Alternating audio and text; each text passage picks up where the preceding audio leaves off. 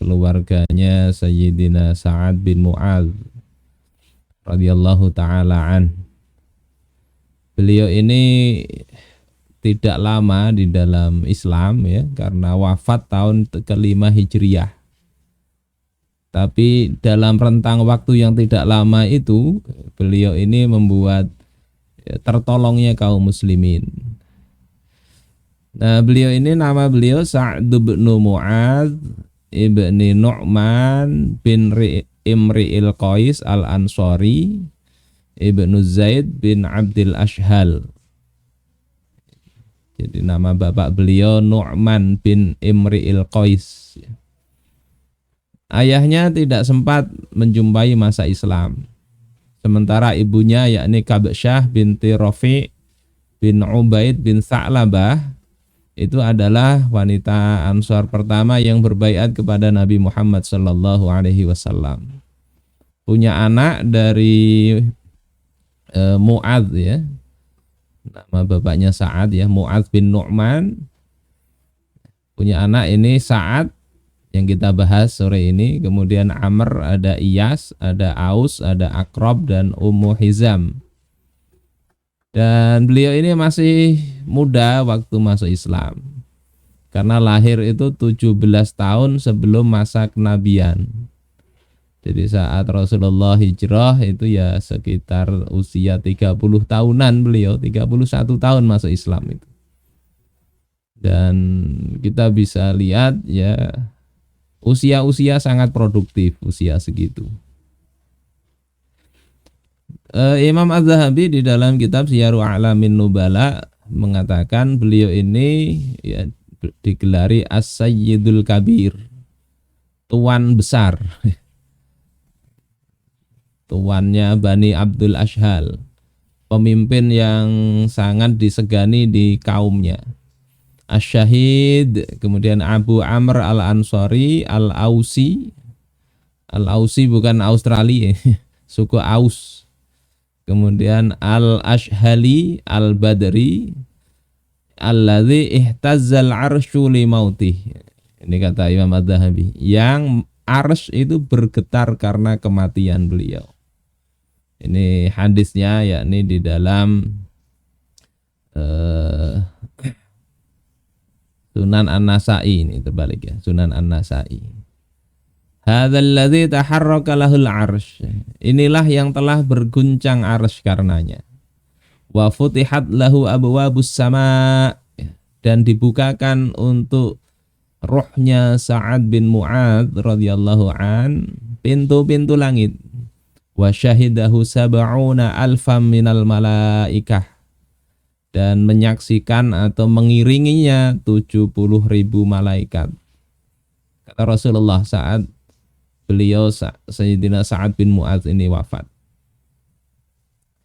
Kana sayyidan lil Aus fi Yathrib qabla al-hijratin nabawiyah. Adalah Sa'ad bin Mu'adz ini pemimpin suku Aus di Yathrib. Yathrib ini sebutan Madinah waktu itu, sebelum hijrahnya Nabi Muhammad sallallahu alaihi wasallam. Wa manaqibuhu masyhuratun fis sihah. Manaqib Sa'ad bin Mu'adz ini sangat masyhur di dalam kitab-kitab sahih. Jadi rugi kalau kita membaca manaqib yang lain, tapi ini manaqibnya Sa'ad bin Mu'adz tidak kita kaji. Wa fis sirah wa ghairi dzalik, juga di dalam sirah dan kitab-kitab yang lain. Sahabat yang luar biasa. Kama asbahat daruhu ya maqarran li Mus'ab bin Umair wa As'ad bin Zurarah. Sebagaimana rumahnya itu menjadi markasnya, tempatnya Mus'ab bin Umair dan As'ad bin Zurarah. Ya, ini setelah beliau masuk Islam itu bukan hanya satu sukunya beliau ajak masuk Islam, bahkan rumahnya itu dijadikan markas dakwahnya Mus'ab bin Umair dan As'ad bin Zurarah. Ya da'wani ahla Yathrib fiha ilal Islam. Yang keduanya yakni Mus'ab bin Umair dan As'ad bin Zurarah itu mengajak penduduk Yathrib untuk masuk Islam. Wa kana Sa'ad bin Mu'adz wa ma'ahu Usaid bin Khudair man tawalla kasra asnami Bani Abdil Ashhal. Dan adalah Sa'ad bin Mu'adz ini bersama Usaid bin Khudair itu orang yang menghancurkan berhalanya Bani Abdul Ashhal. Jadi pemimpinnya, kemudian ketika masuk Islam sesembahannya, patung yang biasa disembah oleh Bani Abdul Ashhal itu dihancurkan oleh Sayyidina Sa'ad bin Mu'adz. Ini kalau sekarang mungkin banyak yang protes ya. Itu kan budaya. Ya. Sudah patung berumur ratusan tahun kenapa dihancur? Kan bisa untuk cagar budaya. Tapi untungnya waktu itu belum muncul buzzer itu. Ya, walaupun buzzer tapi tidak ada kuotanya. Sehingga nggak seribut sekarang. Saudara-saudaraku sekalian rahimakumullah, ini cerita masuk Islamnya yang bisa kita ambil pelajaran ketika kita dakwah pada masa sekarang ini. Saya kutipkan ini dari kitab Sirah Nabawiyahnya Ibnu Hisham, seorang penulis sirah yang wafat tahun 213 Hijriah. Bahwasanya As'ad bin Zurarah itu keluar bersama Mus'ab bin Umair ingin mengunjungi perkampungan Bani Abdil Ashhal, yakni perkampungannya Sa'ad bin Mu'adz. Kemudian perkampungannya Bani Dhofar. Ini panjang ceritanya, saya titik 3 ini loncati aja, kita ambil poin-poinnya. Nah ketika itu As'ad bin Zurarah dan Mus'ab bin Umair ini ya memasuki perkampungan Bani Dhofar, mau menuju ke Bani Abdil Ashhal. Kemudian berita ini sampai kepada Sa'ad bin Mu'adz. Kemudian Sa'ad bin Mu'adz berkata kepada Usaid bin Khudair, la abalaka intaliq ila hadzaini rajulaini alladzaini qad ataya darayna liyusaffiha du'afa'ana. Pergilah engkau wahai Usaid.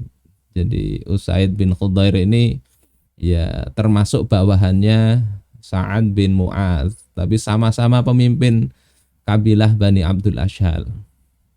Pergi engkau, datangi itu 2 orang laki-laki itu yang datang ya, mau datang ke tempat kita untuk apa? Liyusaffiha du'afa'ana.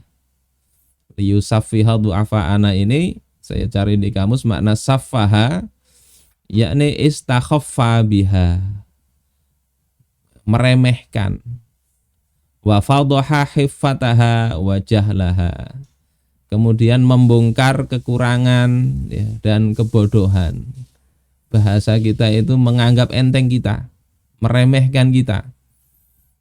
Jadi kadang tabiat dakwah itu begitu, ketika ada seorang pemimpin yang kita membawa dakwah, menyampaikan baik-baik ya, menyampaikan mungkin ada sisi kritik dari sebuah pemikiran yang ingin kita luruskan, kadang tanggapannya itu dianggap meremehkan, membodoh-bodohkan kalau bahasa kasarnya itu. Jadi tangkapannya Sa'ad bin Mu'adz begitu. Ini 2 orang ini, dakwah ini menjelek-jelekkan kita, membodoh-bodohkan kita, meremehkan dan menentang kita. Fazjurhuma wanhahuma an ayyatiyada roina. Cegah dia, halangi, jangan sampai datang ke tempat kita. Jadi mau datang aja sudah tidak disambut. Beda dengan orang Indonesia ya. Kadang datang walaupun tidak senang disambut. Sambut baik. Suguhi minuman. Tapi kadang setelah itu pulangnya disambati. Oh tadi datang orang-orang gini dan seterusnya. Kalau orang Arab ini tabiatnya tidak begitu. Orang Arab dulu. Jadi kalau tidak senang tidak usah. ya. Langsung apa yang nampak di apa mulut, di wajah mereka itu juga yang ada di hati mereka. Mudah kalau dakwah begini. Fa innahu laula anna As'ad bin Zurarah minni, maka sesungguhnya andai kata As'ad bin Zurarah itu bukan bagianku, yakni masih keluarga beliau, haitsu qad alimtu kafaitu kadzalik, huwa ibnu khalati, ya. Wala ajidu alaihi muqaddaman. Jadi, kalau As'ad bin Zurarah itu bukan keluargaku, dia itu anak dari bibiku, niscaya aku nggak nyuruh engkau wahai Usaid bin Hudayr merasa sungkan. Karena apa? Bersama dengan As'ad bin Zurarah yang merupakan sepupunya Sa'ad bin Mu'adz. Nggak setuju, tapi nggak enak untuk mengusir Mus'ab bin Umair. Ini penting juga kita perhatikan ya, untuk urusan apapun ya. Tapi yang baik-baik. Urusan melamar pun kadang juga begitu, perlu orang dekat. Dan ini penolakan dari Sa'ad bin Mu'adz ini diwujudkan dengan menyuruh mengusir. Siapa yang disuruh? Usaid bin Hudayr. Nah, kemudian ringkas cerita, Usaid bin Hudayr ini berdiri menghadap kepada Mus'ab bin Umair dan As'ad bin Zurarah ya. Mutasyattiman, mencaci maki. Jadi bayangkan itu, utusannya Nabi ya, Mus'ab bin Umair ini. Usianya waktu itu ya sekitar 24-25 tahunan lah. Ya, mau dakwah. Usaid bin Hudayr membawa tombak, dicaci maki ya. Kemudian Usaid bin Hudayr mengatakan, "Ma ja'a bikuma ilaina tusaffihani du'afa'ana." Apa yang kalian bawa kepada kami sehingga kalian itu menentang ya, meremehkan orang-orang lemah di antara kami. Mau membodohi atau menipu kami kah? I'tazilana in kanat lakuma bi anfusikuma hajah. Pergi kalian berdua ini. Kalau kalian masih perlu nyawa kalian. Jadi kalau masih sayang nyawa, pergi. Masih ada hajat kepada diri kalian, pergilah. Apa kata Sayyidina Mus'ab bin Umair ya? Au tajlisu fatasma'. Apakah tidak lebih baik kalau engkau duduklah dulu, engkau bisa dengarkan.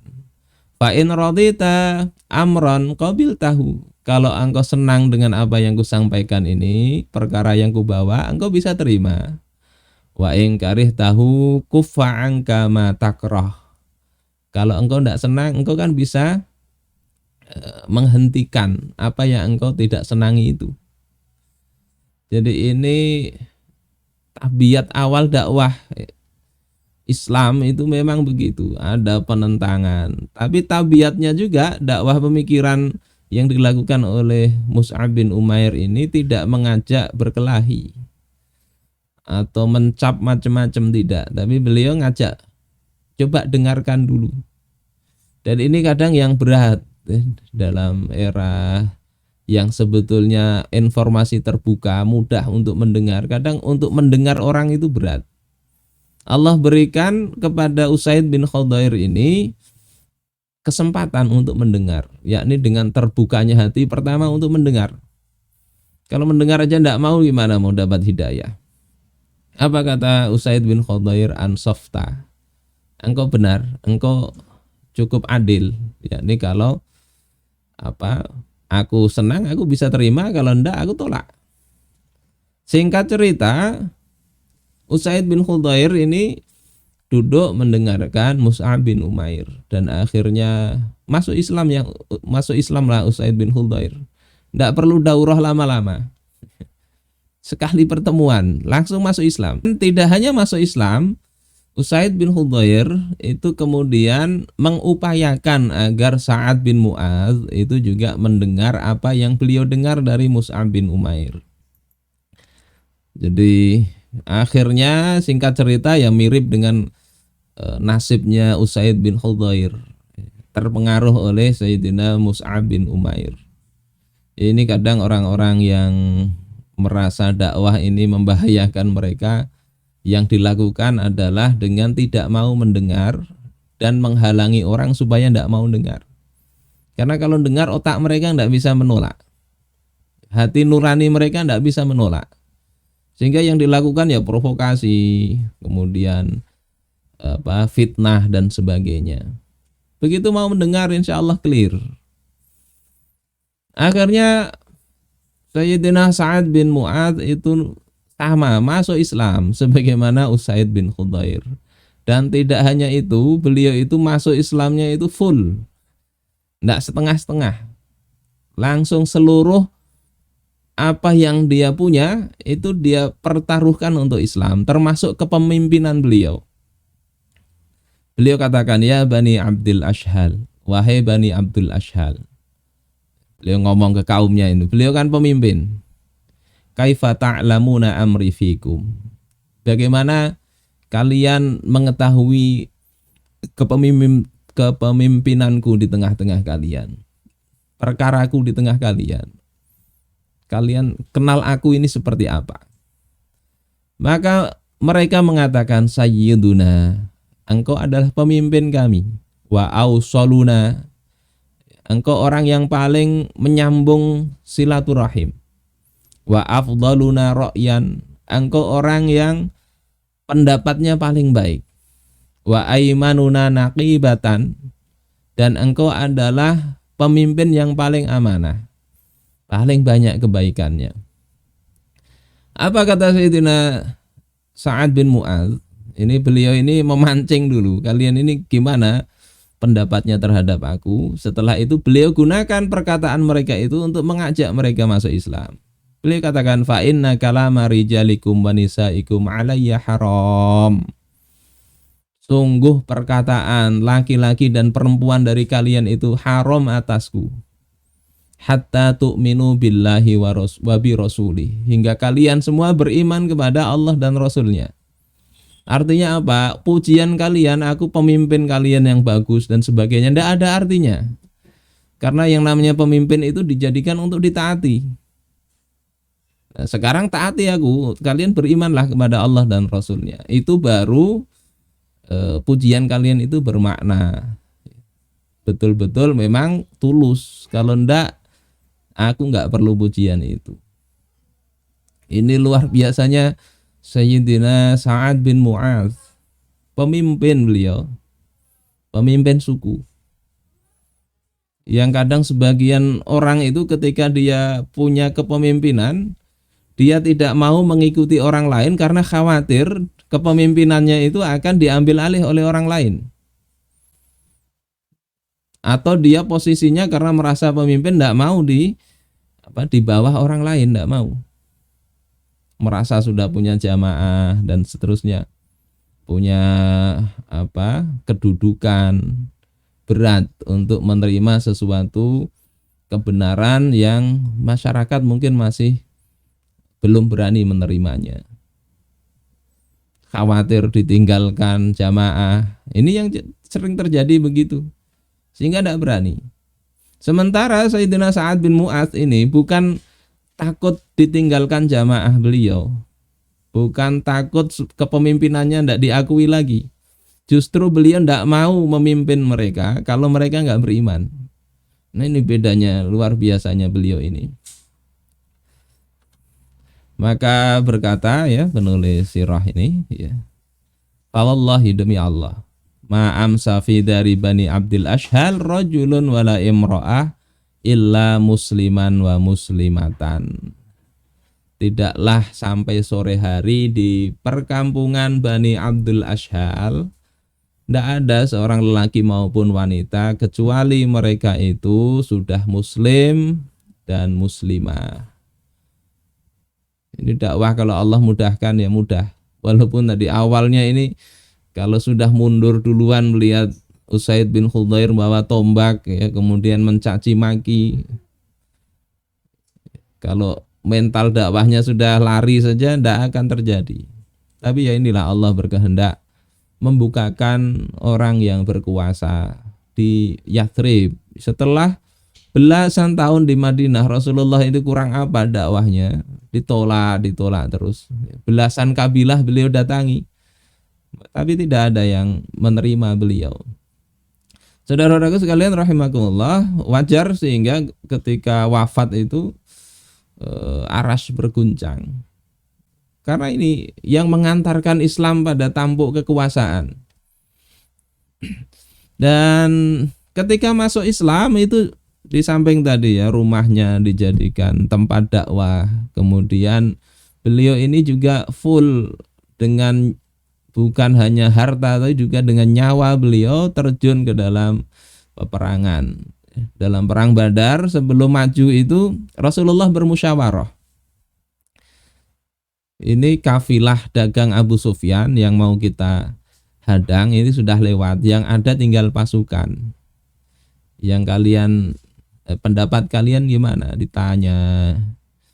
Hingga akhirnya kemudian Sa'ad bin Mu'adz mengatakan, faqad amanna bika wa shaddaqnak.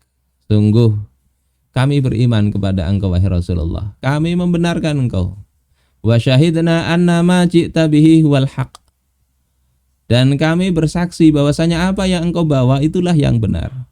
Wa a'tainaka 'ala dzalika 'uhudana wa mawathiqana. Dan kami telah memberikan kepada engkau janji dan kesepakatan kami. 'Ala sam'i wa ta'ah, untuk mendengar dan taat. Famdi ya Rasulullah lima aradta fanahnu ma'ak. Lanjutkanlah apa yang engkau inginkan wahai Rasulullah. Kami bersama engkau. Fawalladzi ba'atsaka bil haqq. Demi zat yang mengutus engkau dengan kebenaran. Lawis ta'radta bina hadzal bahra fakhudtahu. Andai engkau hamparkan kami ke dalam lautan, kemudian engkau menceburkan diri ke dalam lautan, la khudnahu ma'ak. Kami akan mencebur juga bersama engkau ya Rasulullah. Ma takhallafa minna rajulun wahid. Tidak akan ketinggalan dari kami satu orang lelaki pun. Wa ma nakrahu an talqa bina aduwana ghadan inna la suburun fil harb wa sudukun fil liqa. Dan apa yang kami tidak suka, dan kami tidaklah membenci untuk bertemu dengan musuh kami besok. Sesungguhnya kami adalah orang yang tabah di dalam peperangan dan teguh di dalam menghadapi pertemuan dengan musuh. Kami sabar. La'alallahu yurika minna ma taqarru bihi ainuk. Moga Allah memperlihatkan kepada engkau dari kami apa yang membuat mata engkau sejuk, ya, membuat pandangan engkau senang ya Rasulullah. Fasir bina ala barakatillah. Maka berjalanlah bersama kami, ya, di atas barokah Allah Ta'ala. Ini kata Sa'ad bin Mu'adz yang kemudian membuat Rasulullah senang dengan semangat ini. Tidak seperti umatnya Nabi yang lain yang diutus oleh nabinya yang tempatnya jauh, berat mereka, yang tempatnya dekat santai-santai aja. Tapi ini Sa'ad bin Mu'adz luar biasanya, beliau menggelorakan semangat orang-orang Ansor, mengingatkan akan baiat Aqabah yang telah mereka berikan kepada Rasulullah sallallahu alaihi wasallam. Ini keutamaannya. Coba kita bisa bayangkan ini dalam kondisi yang genting, ya. Pasukan musuh itu 1.000 orang. Yang ada mereka cuma sekitar 300-an. Mau kembali kah, maju kah? Tapi semangat ini yang kemudian menjadikan Allah berkenan menurunkan pertolongannya. Saudara-saudaraku sekalian rahimakumullah, itu terkait dengan Sayyidina Sa'ad bin Mu'adz. Dari sisi fisik beliau ini orangnya tampan, ya. Kemudian tinggi postur tubuhnya, kulitnya putih, badannya kuat, parasnya menawan, pokoknya ya tampan gagah gitu orangnya. Kemudian jenggotnya juga bagus. Ini di dalam kitab-kitab sirah dijelaskan begitu. Terkait dengan keluarganya, para ahli tarikh dan sirah tidak menyebut istri-istri Sayyidina Sa'ad. kecuali hanya satu istri saja, yaitu Hindun binti Sammak bin Atik. Ya, masuk Islam dan berbaiat, kemudian punya anak bernama Amr, ya, dan Abdullah, ya. Dan anak-anaknya itu juga masuk dalam golongan sahabat Nabi, ya, sahabat junior. Nah, beberapa momentum dalam keluarga beliau. Pertama, terkait dengan pengaruh beliau terkait keislaman seluruh kerabat, bahkan satu suku tadi yang sudah kita bahas. Jadi ini ya, hal yang menonjol dari sisi kepemimpinan beliau, bisa mempengaruhi orang-orang, keluarga dan kerabat. Kemudian ada kejadian bahwasanya ibunya beliau itu juga semangat keislamannya bagus. Jadi ibunya ini menyuruh putranya untuk cepat-cepatlah. Karena putranya ini ketika keluar itu sempat bersyair. Sempat bersyair. Mana ini? Kelewatan ini membikinnya. Jadi sempat bersyair, kemudian ibunya menyuruh, sudah nanti engkau terlambat, segera berangkat. Kemudian peristiwa ketiga itu terkait dengan ketika wafat putranya ini, ibunya meratapinya. Ini menunjukkan memang hubungan ibu dengan anak dekat. Karena apa? Kalau tidak dekat, tidak akan sedih ditinggal mati anak itu. Jadi sampai bersyair, ya, dengan, kalau di Al-Mu'jamul Kabir itu ada baharnya, Bahar Rojas. Ini syairnya, wa ila ummi Sa'din Sa'dan hazamatan wajiddan wa sayyidan sadda bihi musadda. Petaka bagi Ummu Sa'ad karena kehilangan Sa'ad. Merasa ya celaka beliau ini.